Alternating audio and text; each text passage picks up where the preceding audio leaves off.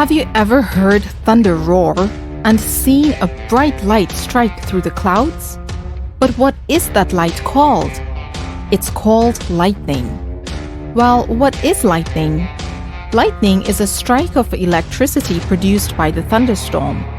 During a thunderstorm, frozen raindrops bombard each other and create an electric current. Think about rubbing two stones together. Ever notice that they became hot? Well, it's like that. When many of these bombard, the cloud is filled with an electric charge. Lightning strikes when opposite charges connect within the cloud, or between the ground below the cloud and the cloud. Do you think a lightning bolt is hotter than the sun? If you said yes, then you're correct. Lightning is about 54,000 degrees Fahrenheit. That's around 6 times hotter than the surface of the sun.